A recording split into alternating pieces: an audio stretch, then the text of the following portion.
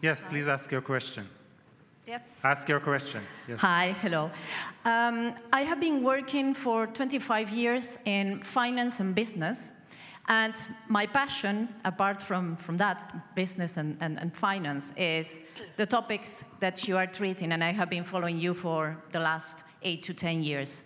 After a series of incredible events, I started working in sustainability 9 years ago, and I started putting everything that I found in finance at the service of sustainability, so environmental issues, social issues, governance, etc.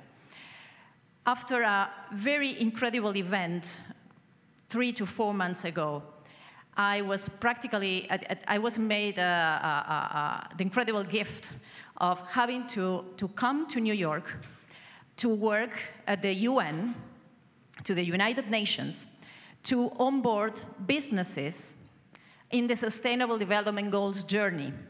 So when you yesterday opened your speech mentioning the Sustainable Development Goals, I almost fell off my chair, and I immediately understood exactly what I was doing here. My question for you today would be, what happened after this meeting? Is there any kind of follow-up of that? And a little second question would be, have you ever tried to do exactly the same as you did, so explaining what you know to the business community, and if not, would you be open to do that? Are you asking me specifically? To you, and as far as I understood, you have been accompanied, you were not alone. With Bruce, yes. So Bruce and Gregg, both. I'll answer first of all, congratulations on the good things happening in your life. I'll begin with the second question first. I speak to corporations and business groups all the time. We have for 20 years. This is only one small part of what we do. A lot of it is not made public. We go to speak in a corporation, they usually don't put it up on their website and say, because it's not open to the public. So the answer is yes. We all speak with corporations. We speak with medical institutions. We speak with governmental agencies. United States military, all 5 branches. There's more than 4. The U.S. Coast Guard is the 5th branch. We have worked with all of those. There is an opening to doing those things. And as far as the SDGs, those Sustainable Development Goals, checking with the UN, there are ongoing initiatives to support what now has been adopted as the 17 Sustainable Development Goals through the year 2030. So there are, if you're linked with them, they should be able to tell you what those are. All kinds of initiatives that continue from that in public education, healthcare. Some of it is in North America. A lot of it is in Africa is a big target for them right now. In Asia. So yeah, the answer is there's a lot going on. And I'm inviting you to follow up with your contacts and ask them what those would be. Yeah, thank you. Yeah. Okay. Let's pick a question all the way in the far end there. Janice, there in the back. Thank you. Yes, you. I have a question. I don't know if anybody can answer it, but I'm aware of 2 different types of RH factor in the blood, positive and negative. Is there a reason behind that? Because the negative RH factor is like a very low percentage of people on the planet, from what I understand. Can you comment on that? Can Bruce start first? Well, basically, there's all kinds of genetic variations. The Rh positive, Rh negatives are 2 forms. Now, the problem only comes when a woman is carrying a child with the opposite version, because then the child's system is connected to the mother's system, and her immune system says, well, we're Rh positive, this child is Rh negative, and the first thing it's going to do is start creating antibodies against that, which will then attack the fetus, or vice versa, attack the mother. So you're just really, what you're looking at is incompatibility on genetics, and the consequence that occurs. It's rare relatively compared to all the other things that are going on, but it's just another example of identity, that each of us has a unique genetic identity, and that when there's harmony between the parent and the child that's developing, the genes get along very well. This is like a moment for a side point that's brand new, and I think it's really important to tell you about it. A fetus and a placenta is foreign tissue, and it invades the mother's uterus. And it's like, well, how can that happen? It's foreign tissue. The immune system should eliminate it. There shouldn't be any pregnancy at all. Well, there's something new that people don't even know about because it's just coming into the forefront. All of our cells make viruses. Viruses are communication devices that alter the other cells in the field. When a placenta is invading the mother, the placenta cells make a virus that carries information that alters the immune system of the mother to send the cells away. So as they start to come toward the placenta is sending out signals saying, go away, and redirects the immune system. And it turns out all of our cells are communicating, not with just the nervous system, not with just what's carrying in the blood, but there's a whole new system, and it's just coming out.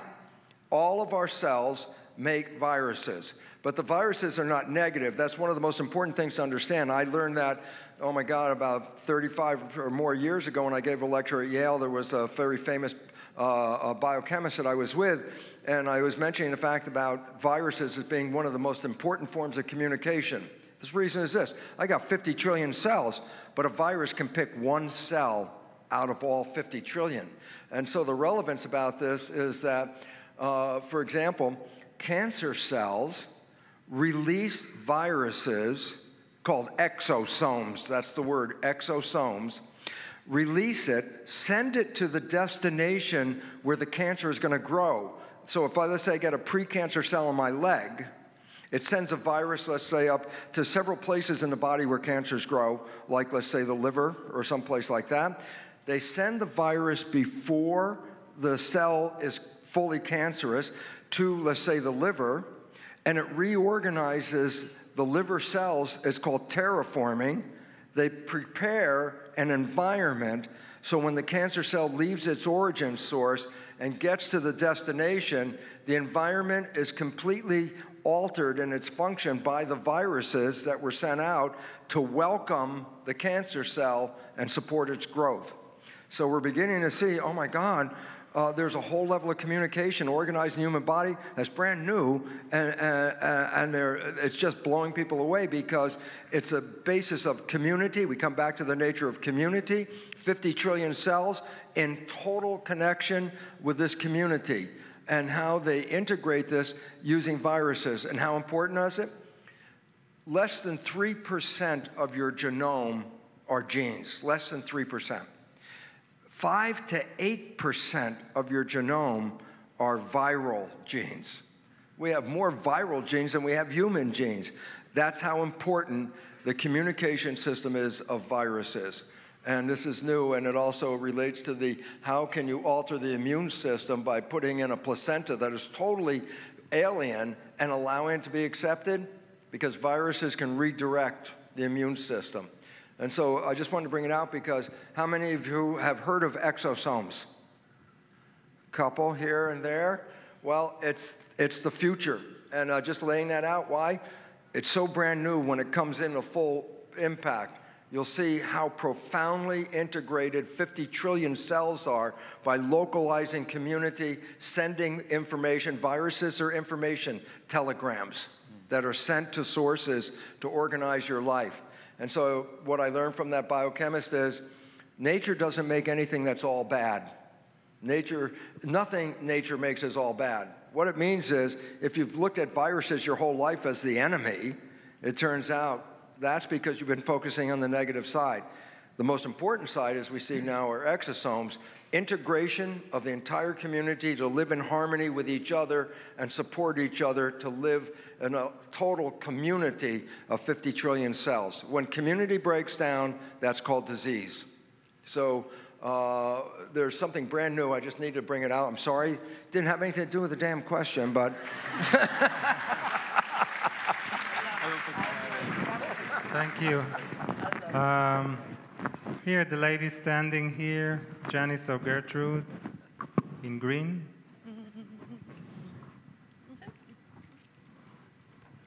Thank you. All I want to say is I'm so grateful to be here, but I'd like to hand my question over to this woman right here, because she really wanted to ask you something. Well, that's community in action. Thank you. I was just wondering if you could speak to the influx of new souls, these new children that are coming in with the evolved DNA and stuff. I know Lee Carroll's not out here right now. Yeah, that's but a perhaps, question for Lee Carroll. Yeah. You can ask him on Tuesday. But maybe they have something. Part of my question has to do with the incidence of autism and ADHD and some of these things that we're seeing with a lot of these new kids. I don't know if anyone can speak to that. Do you want me to talk about that?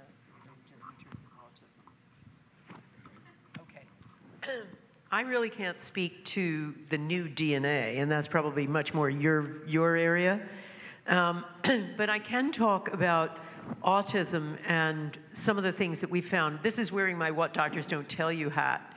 First of all, they're finding something really interesting about the mitochondria of cells. Now, mitochondria are actually the little power packs of the cell. I mean, Bruce knows all about this. But they're actually also a kind of stomach, and there's lots of these little stomachs in cells, and they power up the cell, and guess what part of the body needs the most power? Guess what part of the body needs the most powerful energizer? Of course, the brain. And what they are finding in illnesses as diverse as Alzheimer's and Parkinson's to ADHD is that there's some issue with the mitochondria, just not powering up as well as it should. And it's fascinating. There's a lot of great new research demonstrating that by essentially repowering these cells, fixing the mitochondria, we can reverse those kinds of illnesses. They're reversing Alzheimer's, they're reversing Parkinson's, they're reversing the kind of disease that Stephen Hawking had, motor neuron disease, Huntington's, and ADHD. So this is just one more area of the new science that's demonstrating that some very simple mechanisms, that nature is so brilliant, but some very simple mechanisms. One of the reasons causing this, of course, is all of the environmental pollutants, the food we get into our bodies, the situations that women have when they're pregnant, the onslaught of all kinds of things, and vaccination is one giant element of that, an absolute onslaught to the brains of unborn children, not because it isn't essentially a good idea, but because there's far too much and too early. And no one is looking at that. No one is allowing anyone to look at that. So there's a lot of this kind of thing going on. And the big take home here is that the assaults on the brain that we think are so irreversible are not. There are things that we can do. Simple supplements. Believe it or not, that all-purpose wonder supplement, coenzyme Q10, does a lot of repowering of mitochondria and can reverse some of these extraordinary symptoms for all of these kinds of things. So autism is a long, long question. Again, I'm not answering your thing about new children and deliberate autism. I'm just talking about assaults on the brain. And one thing that I do know a lot about is the Centers for Disease Control ran a study that was supposed to be the essential study to eliminate any idea that the MMR vaccine caused autism. This was supposed to be the definitive study. And it came out saying no association, there it lied, and that was supposed to be the last word on it. A whistleblower stood up, finally, with the Centers for Disease Control and said, that study was a lie. It was manipulated, deliberately manipulated in-house. There was a multiple times increased risk of autism with kids of certain kind of kids, boys, and a lot of them were African-American boys, a much larger increase in autism. And that got massaged out of the data. When it was retested again, when they looked at the data again, they showed this. Here's the shocking and disgusting part of this. Not one major news organization covered this story. The only people who cover this story are organizations like ours, What Doctors Don't Tell You, and people like Andrew Wakefield, who is the bravest man I know on the planet. So the take home is that There are assaults on the brain. They can be eliminated. They are definitely recognizable, but they can be, a lot of things can be reversed far more than we understand. You asked essentially two, thank you, Lynne. You asked two questions, and I'm going to, again, answer the second one first. I have been blessed. I'm going to talk about this, actually, in my program this afternoon. And in the last 33 years of my life, I've spent a tremendous amount of time with indigenous populations throughout the world. And not just studying their traditions, but studying and living with them. And one of the most pronounced things that I discovered is that in many of the populations that I spend time with, in the Peruvian Andes, for example, I spend probably the most time there, but also when I was in Tibet, there are people there of advanced age, and I'm talking 120, 25, 30 years old, that are documented, and then there are yogis that are older than that, but they don't get passports, so we can't document them. But here's the key. These people, they live to advanced age, and they don't have the diseases that we see in our culture that are often called the diseases of old age. You don't see Alzheimer's and dementia, advanced dementia like my mom has. You don't see that there. You don't see an upsurge of breast cancer, uterine cancer, prostate cancer. You don't see ADHD. You don't see autism in the kids. So what that tells you is it's not about the age. It's about how we live as we attain that age. It's about what we're doing in our everyday lives. And as Lynne said, there are all kinds of studies that are happening. I mentioned this the very first day I spoke here. I said, science, I'm a scientist, we're all scientists. I'm a scientist, and I believe in science. Science does not have all the answers, and to a large extent, science has been hijacked. And it's been hijacked in the West by politics, by corporations, by religion, by the church, special interests. It's happening when we talk about disease. It's happening when you talk about climate change. It's happening when you talk about evolution and where we come from. The science is being cherry-picked and it's being skewed, and what the media does share with you is the story to support their story.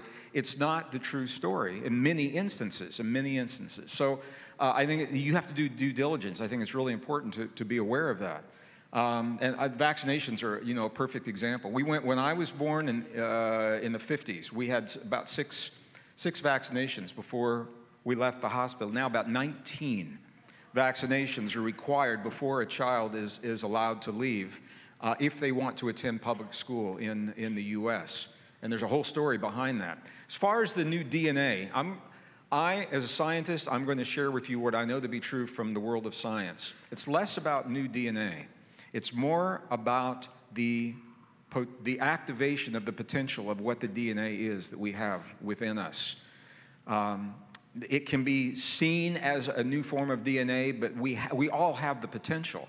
And I think what has happened, the generation we're seeing now, the previous generation has done such a good job of creating a world for the young people today where they do not have the stress factors that existed in the previous generation of a global war, for example, of nuclear annihilation. I mean, we were talking about this. We all grew up learning how to crawl underneath our school desk and assume the position of the hand behind the head in case we see a mushroom cloud out the window of the schoolroom, saying that somehow that's going to help, Our young people haven't had to do that. So their bodies, they are free to express to a greater degree the potential of the DNA that we all have. And you and I can do this as well.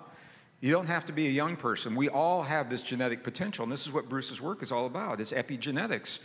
It's assuming the environment, thought, feeling, emotion, belief, nutrition, as well as the physical environment to allow that DNA to express what does it really mean to be human.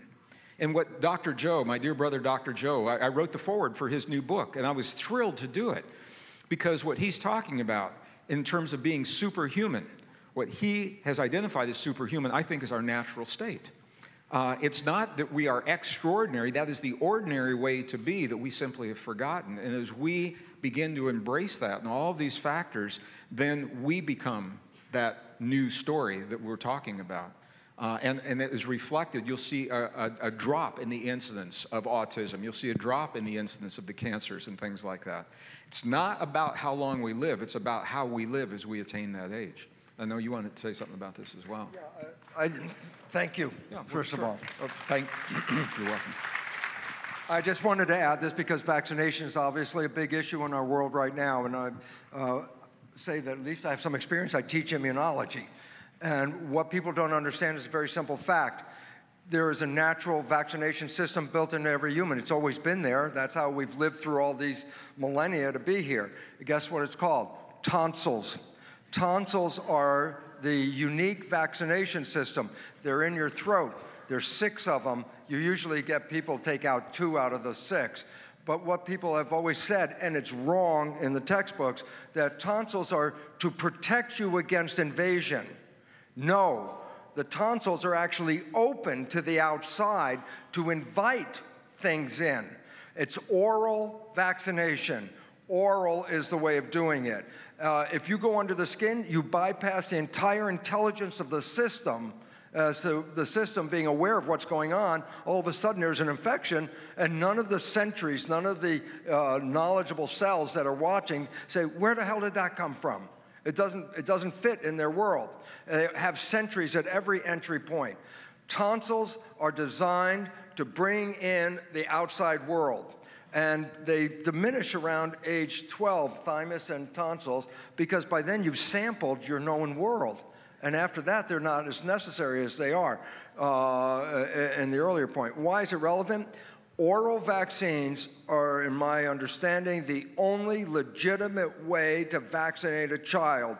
Once you stick a needle under the skin, you've violated the integrity of a holy system, and the consequences are profound: autism, all kinds of diseases. It's amazing. And again, it's business. It's a total damn business. And I think, personally, I have to admit this, it's a violation of human rights for somebody to tell me I got to inject their poison to live a life. Yeah.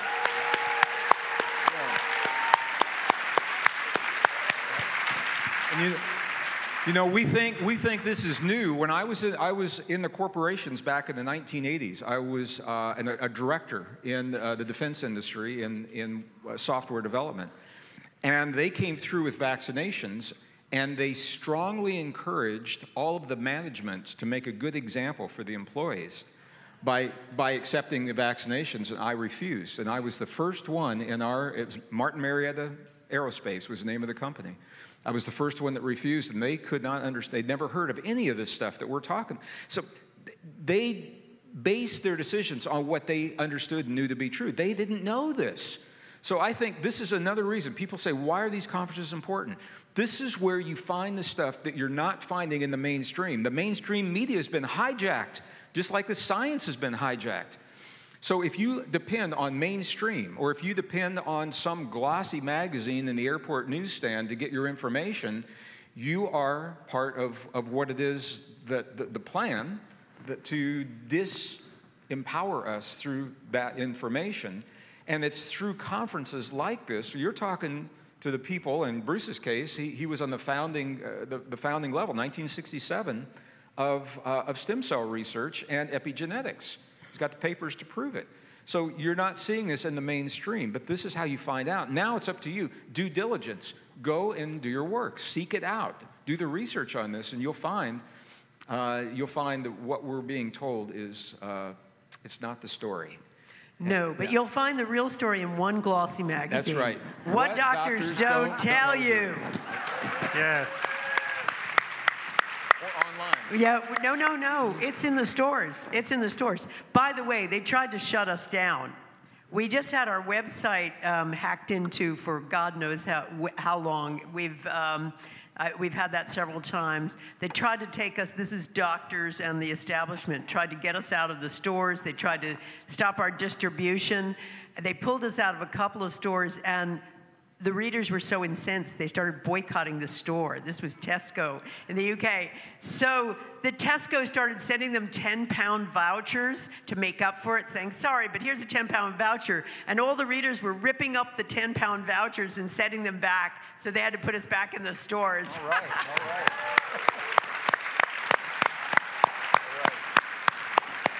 Next question, please. My name is Neil Shah.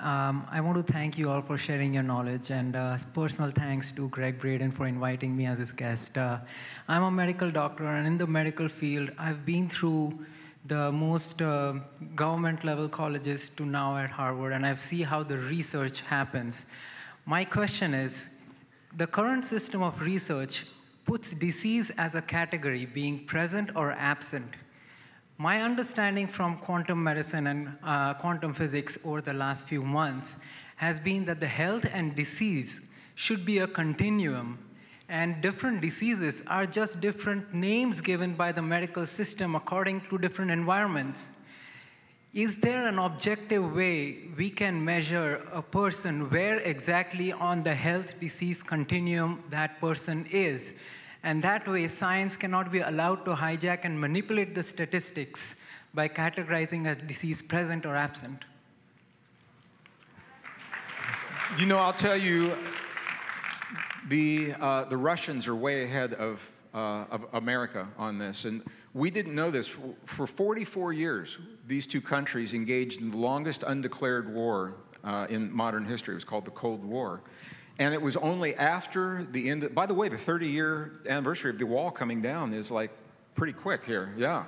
So it was only after the end of the Cold War we began to share the research, and we found out they're light years ahead of us in terms of subtle energy medicine and electric body and exactly what you're talking about. To the best of my knowledge, in Western medicine, they are so entrenched in the standard model that the disease is either present or it is absent. The same with pain. I was with a friend in the emergency room recently, and the doctor, all they want to know is there pain there or is it not there? My friend said, well, I wouldn't call it pain, but there's, you know, I could feel a pressure. The doctor said, no. He said, if you feel anything, it's pain. So it's one or the other. So the answer is this thinking does exist. It's not common, to the best of my knowledge, in American medicine, but it is. I would check out some of the Russian literature. One person who is doing that, and very successfully and recognized in Russia, is Dr. Konstantin Korotkov. Do you remember that I talked about him? He discovered a way to do what used to be called Kirlian photography. And Dr. Fritz Albert Popp discovered many years ago, or in the 1980s, I think, that there was a tiny subtle light coming out of the body. And that it was also a communication system between elements in the body, and it was a communication system with the outside world. And that it would go up and down according to the health or disease of the organism. Now, Konstantin Korotkov took that one stage further by being able to measure it very, very, very subtly with his GDV machines, which excites those photons hundreds of thousands of times and then allows that information to be captured and interpreted in a computer system. Korotkov is recognized by the Russian government and the medical institutions there, and also many medical institutions outside of there, for the accuracy of his GDV machines in catching things very, very early, or showing this continuum just exactly of what you're talking about, of health or disease. And his devices, he even has these little devices called biowells, where you can stick a finger in. Anyone can buy one now. They're sold in the West now. And it will very accurately tell you where you are on the spectrum and pick up things quite early. The other thing, of course, to recognize is that there are increasing numbers of doctors who are not just looking, the bad guys aren't doctors, and thank you for coming to this conference, by the way. Thank you. There are increasing, I just spoke to somebody yesterday, a wonderful doctor who works in intensive care and does healing on his patients. So more and more doctors are understanding that it's not about the carpenter, it's his tools, that they're given inferior set of tools that are a business. As Bruce says, it's an absolute scandalous business that's been likened to the mafia. I'm talking about big pharma. And so more and more doctors are embracing other tools that give us much more subtle measurements and ways of dealing with Not only physical illness, but emotional illness, spiritual illness, community illness. Because after all, there are 4 pillars of health. And it's not just about the food you eat. It's not just about your physical body. It's about your whole place in the world. And more doctors are understanding that's what we have to measure. That's what we have to treat.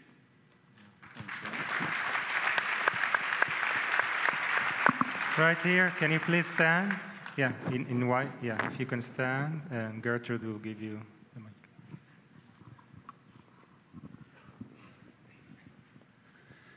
I am Eskil from Denmark, and my English is not the best, but it's my best. I will talk about 2 extra dimensions about this paradigm we are embracing. And that is, in Denmark, I have not heard any scientists know anything about these things. And the media don't know anything about it. And I think we are in a point where it is important to let this knowledge, which is so precious and important for humanity, let this knowledge go to normal people, to everybody. Because it is possible to write a book. I have just finished a book I have written in 2 years. It's not published, but it is with a target group of everybody. And among everybody is also journalists. And as it is now, it's difficult for the journalists to write about this paradigm, because what is most known is different books, among other things, your books, that they are excellent, and they should be this way. But many people have difficulty in reading them if they don't have a background in spirituality or don't have a background in science. But I think it would be necessary and important that this paradigm could grow from the bottom up, together with top down, as I see your work, important work. Thank you. It's we want to honor you, and if you could ask in 1 sentence the question that we can respond to. I agree with what you're saying, but I don't know the question. I have just 1 word. I think we need a name for this paradigm. And I could suggest oneness paradigm. But my question is, if you would comment on this intention to let the paradigm grow from bottom up, together with the way it goes now. You understand? The answer is yes. It is possible. No. Thank you. No. Thank you. I know it's possible. This has been happening. This is where the basis for all of our work. Everyone learns differently, and that's the key. Everyone learns differently, even in this room. And if you all notice, when you came into this room, some of you have been with us before, some of you were brand new, and we work not to be too technical. We work, hopefully, to be interesting. We work to bring you new information. Everyone learns differently in the world, and we are a microcosm of that. And the truth is, the honest truth is, that there are many people that don't see the relevance for this work in their lives, in their world. But I agree that we are, in the past, and I'm going to say Joe Dispenza and I have had this conversation, and Joe and Bruce and I had, all 3 of us, and Lynne to some degree in the way that you did, we made a choice to leave the traditional path that disseminates information. We could have stayed in a university environment, published peer-reviewed papers that it takes years to get out, that very few people would see, and some obscure journal. And Bruce and I talked about this. We both made a choice. We said, let's take well-researched information and let's bypass that system and go directly to the mainstream, to the general public, because we need this now. And well, thank you. Joe did the same thing. And I want to tell you how quickly this works. In 2008, I released a book that was called The Divine Matrix. It is the science of the field that connects all things. It was considered a fringe book fringe science, pseudoscience. And when I went to my own hometown to do my book signing, I went to the bookstore, and the book wasn't in the front, and so I started looking at the bookshelves. I couldn't find it on any bookshelves. And so I asked, I said, where is the book that I am signing tonight? She said, oh, it's on the occult bookshelf in the back of the room. All right, that was 2008. Now, 10 years later, what happened is that book is required reading in physics and science classes. It is the basis for mainstream television specials. A movie called Entanglement is based upon that with Hollywood actors. And it's common knowledge. Everybody knows that there's a field that connects all things. Lynne is a big part of bringing that information forward. So that's how quickly it can change by coming from the grassroots up. And what's happening, and what we're doing, I just want to tell you what you're doing right now, is when you accept as your everyday truth the facts of what is being shown here, science has to catch up with you. Your doctors have to catch up with you. When you stop going to your medical doctor because you know more about whatever's happening, as Joe said yesterday, than they do. And this is what is happening. Science is struggling to stay relevant in the mainstream, and they've got to catch up with the new, deep truths of our existence that we're bringing forward. So in a very real sense, it is happening from the grassroots up, from the top down. One fact to give you about this. One fact. The wellness industry is now 3 times larger than the pharmaceutical industry. Wow, I didn't know that. If you want to know what a grassroots movement is, that's what it is. Thank you. Good question, thanks. We'll move to another question. All the way down there, we'll give a chance to that part. Please stand up with the black shirt. Yes, thank you. Hi. For the heart-brain harmony, Gregg, that you're talking about, for the 0.1 hertz, can you recommend a binaural beat that would help induce that state quicker for people who may be in a more stressed environment? The question is, can I recommend something that would help someone to move into the 0.1 hertz? Binaural beats. You know, the thing I would recommend is take a walk in nature. And okay. honest to God, because nature, you're like laying the foundation for what I'm going to do this afternoon. The 0.1 hertz is a fundamental heartbeat of Mother Earth, and this is why it feels so good to us to take a walk in the forest, to go down by the water. I live in the high desert, to walk in the mountains, because what we're doing is our body is naturally coming into harmony with that fundamental heartbeat. If you want, there are Jonathan Goldman, my dear friend, spiritual brother Jonathan Goldman. I've known him over 30 years. Is a pioneer in sound healing. And he does have recordings that will help to do that. But I'm just, transparency here. I am a purist, all right? And I'm not into gadgets if we don't need them. And I would much prefer going to the source of Mother Nature. Jonathan's work is awesome. If you can't get out, check out his CDs. I actually used one of them yesterday when we did our Heart-Brain Harmony yesterday afternoon. That was Jonathan Goldman's CD that I was using with you because we weren't in nature. So the answer is yeah, that's what I would do. Good question, thanks. By the way, the Jonathan Goldman track is the track that I play with the intention experiments too. Yeah, Reiki chants. Yeah, okay, we're good. Reiki chants, Choco Ray. I'm going to text Jonathan today and tell him we sang his praises. Lynne, which track is that? Some people were asking exactly. It's called Choco Ray. It's from the album Reiki Chants. And it also came about by accident, because the very first intention experiment, I thought, we were doing it in a conference like this, and I thought, gosh, 10 minutes. It's going to be a long time for people to do this if they haven't done it before. So I said to my husband, run down to the bookstore, Bri, get us a track. So he goes there to the bookstore owner, and he says, what should I play? What should I get? And he says, here, take Reiki Chants. This is good. Try the first track. So we played it, Choco Ray, and my program for doing intention is called Powering Up. And later we discovered that Choco Ray for Reiki masters, it means essentially powering up. There are no accidents. The track I used yesterday was from a CD entitled Holy Harmony. It's the whole side is one track. So yes, it's one piece. Does a lady please stand there? Yeah.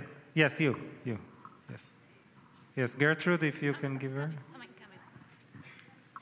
Yeah, please stand again. Stand again. There you go. This one? Yeah, in white shirt. Yeah. All the way. Okay, you have, well, okay, you have the mic, you can ask too. That's okay, you're all in the field. Yeah, okay. Yay. Thank you very much. And thank you for your incredible bravery for denouncing vaccines and such, because it's a real problem for anybody that's in the healthcare field, because we are at the mercy of legal battles, et cetera. So we're always discounting what we believe in. So my question is there a plan, is there society something, let me rephrase that. I belong to transition towns, which is all about peak oil, et cetera. Do we have an equivalent in healthcare looking at how do we create a new health paradigm, looking at the pursuit of the fulfillment of mind, body, and spirit as the epitome of health? And what does that do to reshape the structure of society? So I'm looking at the municipal laws. What do we do at a municipal level to shape a society that supports the pursuit of each individual to reach their full potential, mind, body, and spirit? Well, there are different ways of, it's a good question. It's a little bit of a complex question, and I'm just going to share my perspective of one part of that. Well, I live in a rural community in northern New Mexico, and it is kind of a microcosm of what I see happening in other parts of the world. And I'm not going to say it's only because of the vaccines, but the vaccines are what pushed the community over the edge. Public schools said to the parents, your children can only attend if you receive X number of vaccines. Well, this is a holistic community. People grow their own food, they drink their own water out of their own wells. I mean, they're digging their own wells just to make sure they're good wells, so there's no chemicals in the wells. They're refusing to vaccinate their kids. So now what they are doing is they have formed homeschool communities, and they are educating their young people, bypassing the public school system. The public school system is now taking a hit because the kids, 40% of the kids in northern New Mexico are now homeschooled up through the 6th grade. So they're not in the public schools. They're trying to make this illegal. They're also trying to make it illegal for people to, you can still grow your own food, but they're making it illegal for you to share your food in the farmer's market or share your food with other people. They said because of hygiene, because they can't guarantee the hygiene. So what's happening is enough people are, 40%, that's a big part of the population. By the way, they also are doing this with the tax system. They are using, over 40 to 50% is the estimate, are using barter in northern New Mexico, bypassing the system, and they've created barter communities. So they are forming their own communities to provide what they need in the way they want to do it. And the pure economy, the economics of what they're doing is forcing the public regulators to rethink what it is that they are mandating. So I think this may be one of the ways that this, not the only way, but it may be one of the ways this happens. What? I didn't get the full question back. Do you want me to go ahead then? We also have to remember that there is an extensive wellness community out there already. You know, there are amazing, we write about alternative treatments of all varieties and what doctors don't tell you. And I am just blown away by the breadth and the reach of these modalities to heal people. And so it is about, we have that already. And as Gregg said, sometimes it all comes down to money. You know, and it's not just the alternative communities that are embracing an alternative way. Believe it or not, the conservative Christian churches, they hate big pharma, they hate vaccinations. They have an overwhelming number of kids that are being homeschooled now.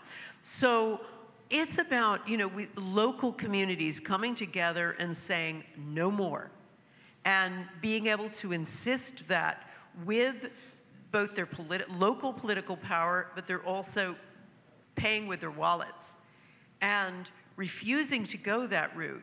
And also, we have to recognize, too, the number of doctors now who are embracing integrative medicine, who are using I mean, that is an amazing movement in North America. Absolutely brilliant.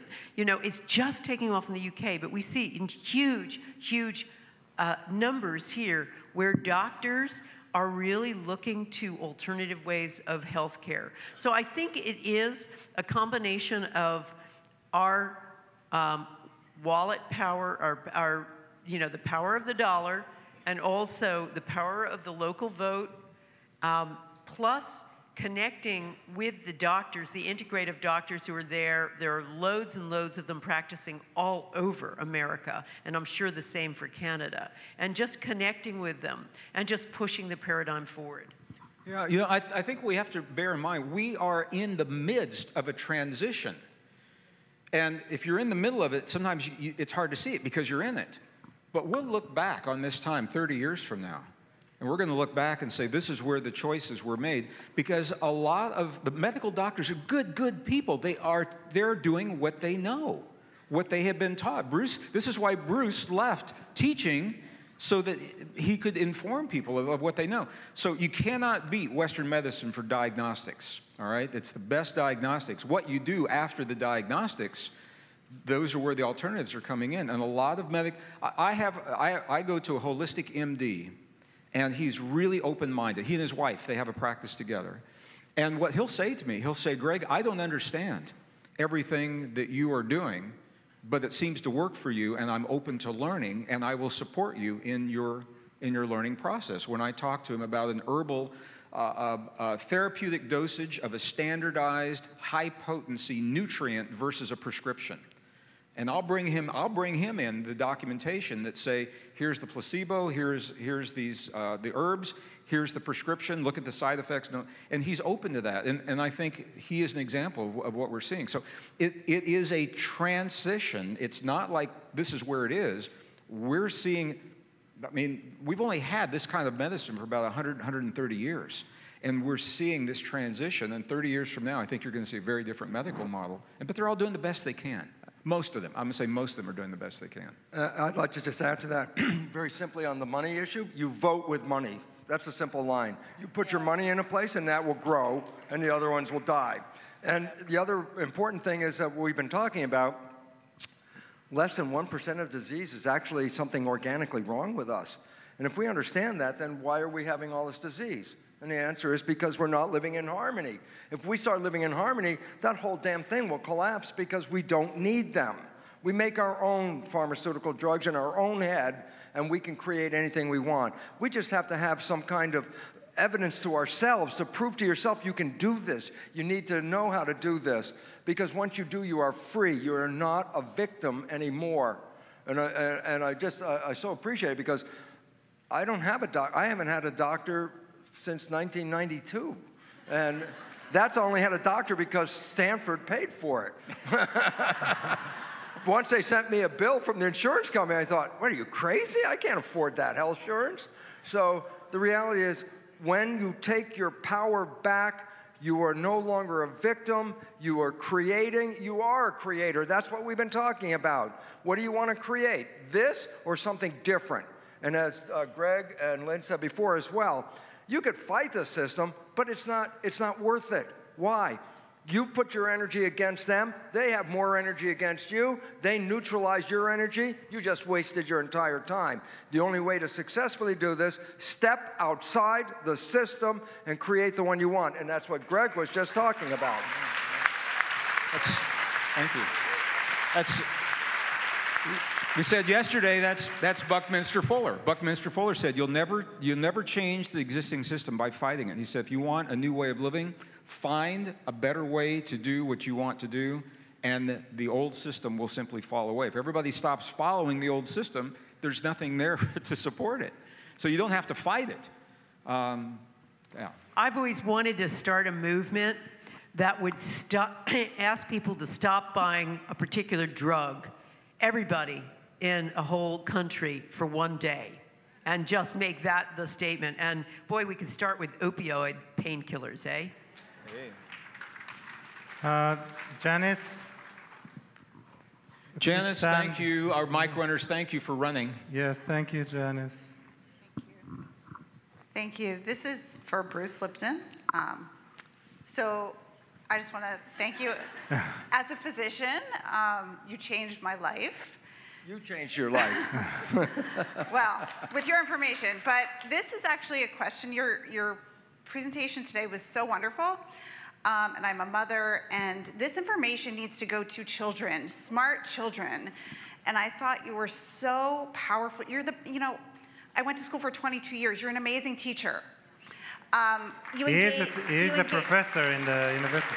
Yeah. I download very well, don't I? Yes, you do. I went to medical school, and you would have been one of the lectures I wouldn't miss. And if you go to medical school, you know you miss a lot because you have to study. So I just want to say, have you thought of, I don't know if you know who Dr. Quantum is, but making a series of videos available for children so that they can learn this? Because like my son and daughter absorb this stuff. My daughter's 10, and one day at dinner she said, "Mom, I can't really explain it, but there's no time." So like, really, you're so gifted, and it's so hard to engage kids, especially special kids who are so bored. This is such important information, I think, for kids from 5 to wherever.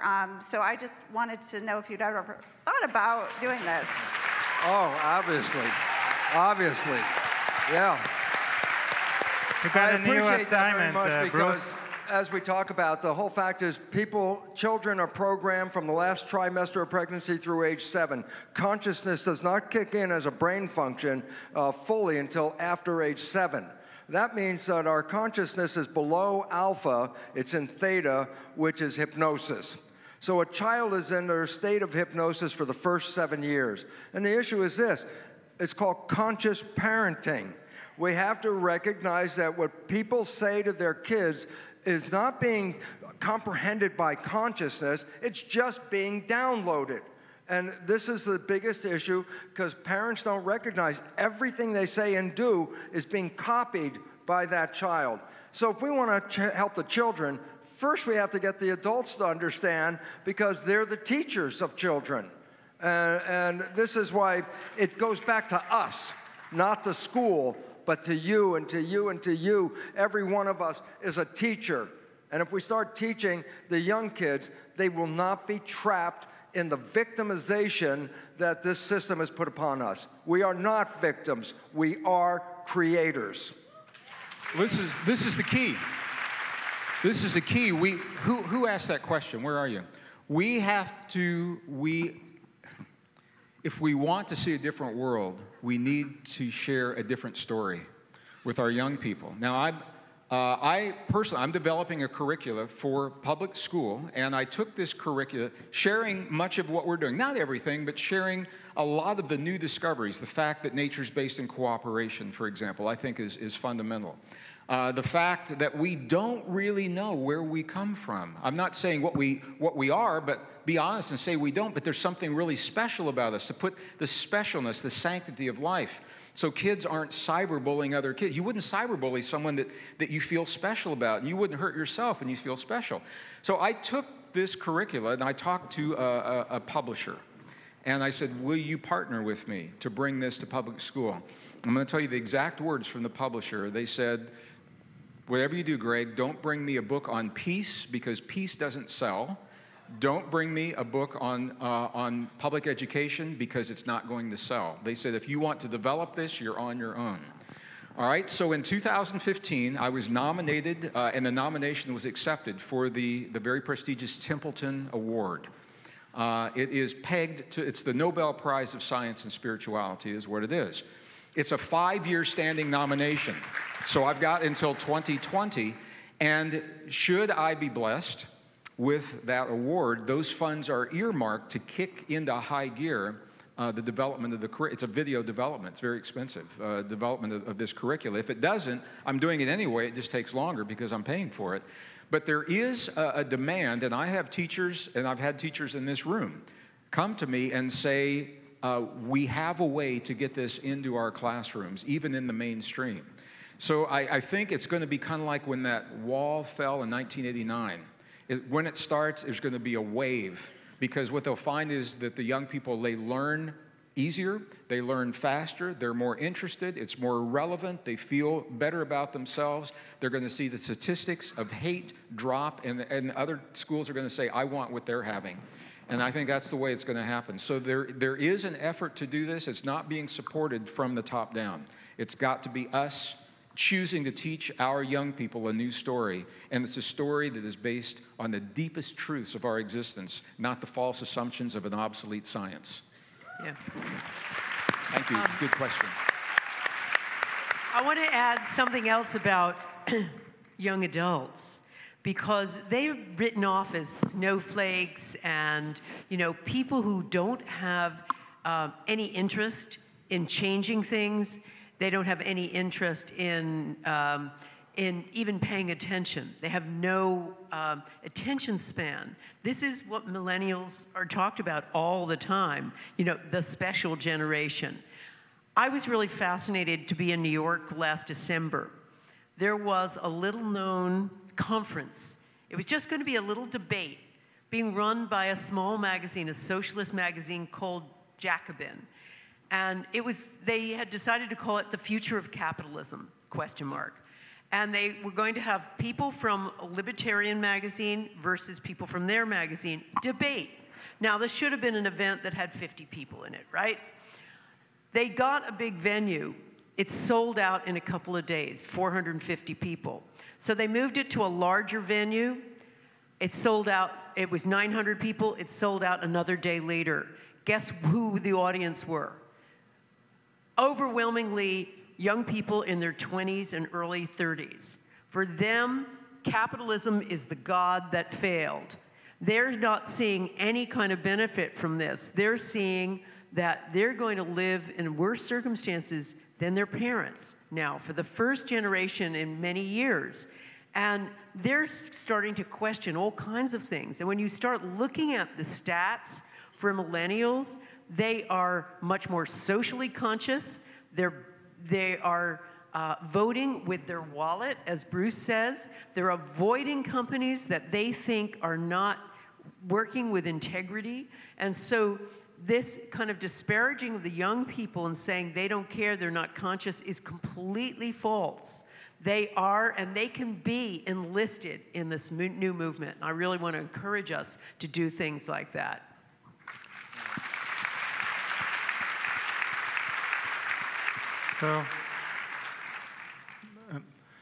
So I'd like to close this panel by asking all three of you if anyone here would be the last thing you will be able to hear from you, what would your advice would be? Shine on, you crazy diamonds.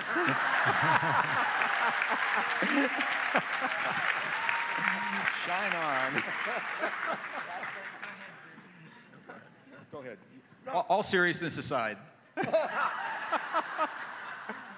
Yeah, I think the most important understanding right now is that what's going on in the world, the chaos you see, is we're in the exact place we're supposed to be for evolution. The evolution says you cannot build a sustainable world on the foundation that we have right now because that's causing the sixth mass extinction. So when you see the upheaval happening, rather than being afraid, I would be out in the front line saying, yeah, let's keep going, because the only way we're going to change is that we have to leave the old one behind. It is corrupt, broken, destructive of individuals, and destructive of the world. The millennials, to me, are the generation that says, I'm not involved. And why is it important they're not involved? Because a government can only stand as long as the people support it. And now that we have 50% about millennials, guess what? They're not supporting this system. And that means we're on the verge of a collapse of the existing system and the creation of a brand new system. So I don't live in fear, I live in excitement, because I know what the excitement is all about. The excitement is to get us from this place to the place that we will be able to thrive on this planet. And so rather than waking up and looking at the news and going, oh my God, Trump's doing this, and then I get up and go, two legs, unfortunately. The one who's a citizen goes, oh no. And the one who's the evolutionary biologist goes, thank God. Why? He's destroying the system faster than anybody else could have done it. Yeah. There has to be. You know, if I came to this world from another world, and and they dropped me off in Nanaimo for 3 minutes, and then they said, we're going to come and pick you up. So whatever you're going to say it in 3 minutes. What I would say, and I'm inviting you to really appreciate that this is no ordinary time in the history of our planet, in the history of our civilization, in the history of any nation, our nation, your nation, in the history of our evolution. It's no ordinary time. We are living a rare, precious window where cycles are converging to turn everything that we have held true upside down, and the stuff that's not true is falling away, and the stuff that is true, it's still true. It's not going to change. And we got to find out what's true and what's not. And one of the things that's not true is the story of us and where we've come from. There's something so unique, so special, so precious about human life, and we take it for granted because we're steeped in the story of not being special. But when we really understand how we function, what we find is we're wired. You are designed, you're wired to thrive in exactly these kinds of times. And the world is pushing you to the edge of who you believe you are so that you can unlock the mystery of your deepest truth and soar to the heights of your greatest potential if you simply say yes. And that is what these gatherings are all about. And I would say I am so deeply appreciative. I'm so grateful. Thank you for your trust in allowing myself and my friends and colleagues to share what we have shared over these hours. And it's not over yet. We've got more today, but what we've done in here together, because this is where the new story begins. That's what I would say. Thank you. Thank you. And then I get on my ship and go home. Finally, I think that one of the problems with our current situation is that we've all come to believe we're so powerless. You know, there's nothing we can do about it. We need them to fix it for us. And I think that's the real misnomer. One of the messages I really wanted to give to you with our Power of 8 groups is to demonstrate to you exactly how powerful you are. I mean, in a heartbeat, in 5 minutes, you healed a bunch of people in this room. We're still hearing about healings. You may have healed yourself. We've seen in 10 minutes a little intention with the groups of Arabs and Israelis, healed wounds that seem to be unhealable in an instant. That's how powerful we are. That's what we really have inside of ourselves. And that's the new story we have to buy into now. As Bruce says, in this breakdown, you know, we all sense this is the end of something. You know, we've heard everything from it's the end of food, it's the end of oil, it's probably the beginning of the end of the world, all of this stuff. In this ending is the only path to a better future. As you say, embrace it, but also understand the power you have inside of yourself. Don't listen to that story. Don't think that they have to come from the outside and fix you. Don't think that it only is going to be in the hands of the politicians. We don't need them to fix things for ourselves. We need to start a movement. And the big question I want to leave to all of you, you know, it's like that wonderful poem, First They Came. You know, it was written after the Second World War. First they came for, you know, the union members, but I was not a union member, so I did not speak up. Then they came for the Catholics, and I was not a Catholic, so I did not speak up. Then they came for the Jews, but I was not a Jew, so I did not speak up. Then they came for me, and there was no one to speak for me. And we're sort of at that period of time now. A lot of us are still turning around saying, well, what's the president going to do about this? Or what's the prime minister going to do about this? Or how are we going to deal with this with the hospitals or the doctors or whatever? Forget all of that. The big question is, what are you going to do about it?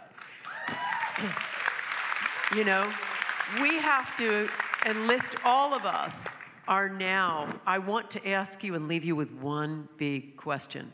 What's going to be your contribution to making a better world?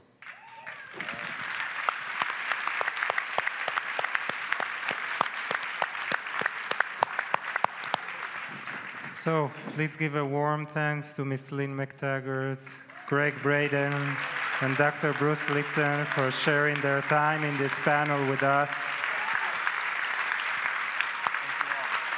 Thank you so much. Thank you. Wow.